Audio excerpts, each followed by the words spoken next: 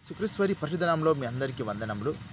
ప్రభునందు ప్రియ సహోదరి సహోదరులారా, చూడండి, ఈ మధ్యకాలంలో చాలామంది మతున్మాదులు అడ్డుకుంటున్నారు సువార్త ప్రకటించకుండా. ఎందుకు అడ్డుకుంటున్నారు మీకు తెలుసా? మనకు సరిగా ప్రచారం చేయడం రావట్లేదు. మనలో ఏదో ఒక దగ్గర భయము, గనుపు, మనలో పరిపక్వత లేదు కనుక వాళ్ళు అడ్డుకుంటున్నారు. కావున మనం ఒక్కసారి ఆలోచిద్దాం, ఏ రీతిగా సువార్త ప్రకటించాలా. మన యేసుప్రభుని చూడండి, యేసుప్రభు ఏ రీతిగా సువార్త ప్రకటించాడు. అప్పుడు కూడా ప్రభువుని అడ్డుకున్నారు, కానీ సమాధానం ఎట్లా చెప్పిండు.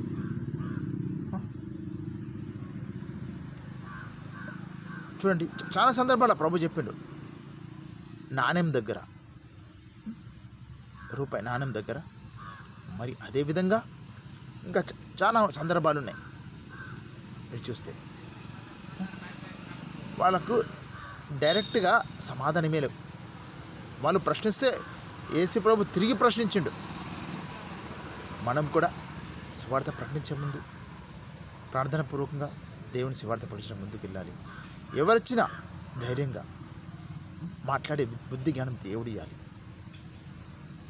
వాళ్ళు ప్రశ్నిస్తారు ఎక్కువ ఏమని, మీకు అంటే పర్మిషన్ ఉందా అని.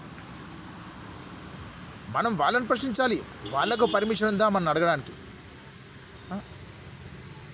వాళ్ళని ప్రశ్నించాలి. ఒకవేళ అతను ఒప్పుకుంటే వదిలేయాలి, అతను పొమ్మని చెప్పాలి. భయపడని అవసరం లేదు. మనం ఎక్కడో ఒక దగ్గర భయం ఉన్నదనుకో, దేవుడు కూడా సహాయం చేయడానికి వెనక లేదు. కావున మనం ధైర్యంతో ముందుకు సాగితే మార్గాలు అవే తెరుచుకుంటాయి. మొదలు మనము వాక్యంలో పరిపూర్ణం కావాలి, పరిశుద్ధాత్మ శక్తితో నింపబడాలి. అప్పుడే ప్రతి ఒక్క సమస్యను మనం ఎదుర్కోగలుగుతాము.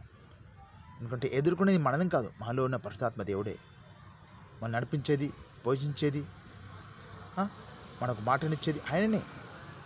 ఎప్పుడైతే మనము ఆయన మీద ఆధారపడతామో అనేక రక్షణలోకి వస్తారు. మనం ఇచ్చానుసారం వెళ్తే ఇబ్బందులు, కష్టాలు తప్పవు.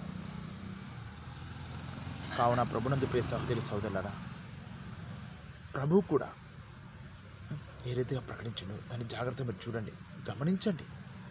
పౌలు మరి పత్రోస్ ఇలా దేవుని ప్రభు శిష్యులు ఎంతోమంది ఏ రీతిగా ప్రకటించను, ఒక్కసారి దాన్ని స్టడీ చేయండి.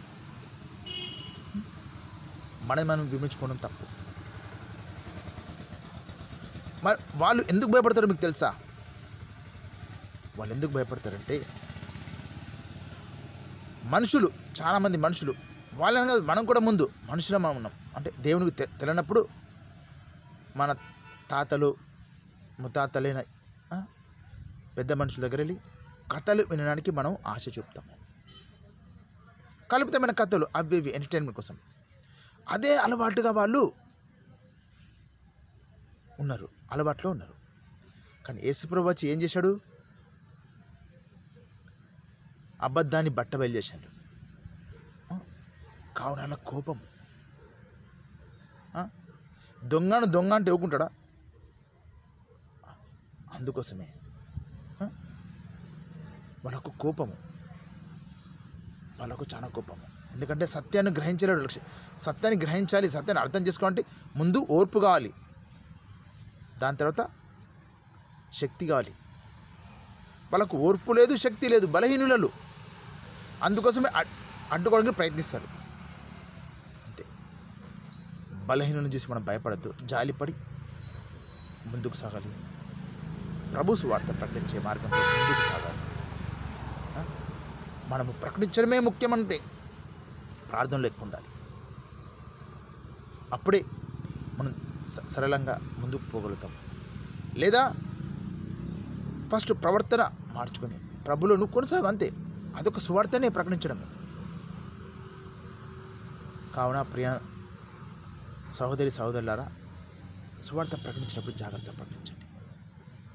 మీరు అర్థం చేసుకొని గ్రహించి ప్రార్థనాపూర్వకంగా ముందుకెళ్ళి, లేకుంటే మిమ్మల్ని మీరే చిక్కుల ఇబ్బందులో పడేసుకుంటారు. మరి మీ వల్ల దేవునికి అవమానము, మళ్ళీ ఇతరులు స్వార్థ ప్రకటించడం, వాళ్ళకు ఇబ్బందులు చాలా అవుతాయి. కావున దేవుని శక్తితో పరిశుద్ధాత్మ సహాయంతో సువార్త ప్రకటించడానికి ముందుకోండి. పరిశుద్ధాత్మ దేవుడు మీకు తోడుగా ఉండును గాక. ఆమేన్.